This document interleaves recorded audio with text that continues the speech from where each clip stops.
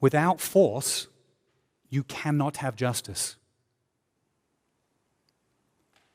Force and justice have to go together. Otherwise, you cannot properly bring about punishment on the wrongdoer and then actually cause there to be restitution or restoration for those who have been wronged. To let justice flow down and roll down means to overthrow lawlessness.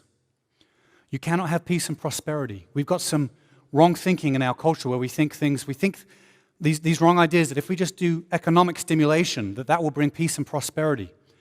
It never works that way. To build a life, you can't build a life if you're always in fear of your life. You first have to do what God has told the government to do and given the governing powers to do, which is to use the threat of the sword to bring about stability and peace in a society. That the citizens of a society would be in fear of the government being against them if they ever do something wrong. So always make sure you're doing something right.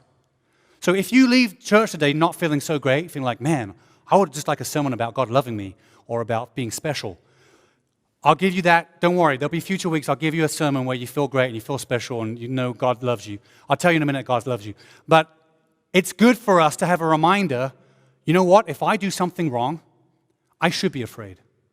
I should be afraid because God's judgment will be used against me through law enforcement.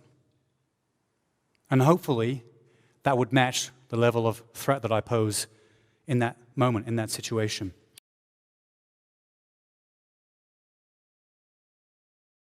You know what feels really good? Hitting that beautiful like button. It's just sitting right there, all alone with nothing to do.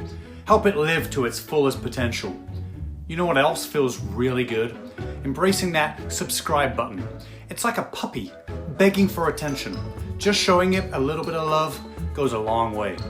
Like and subscribe.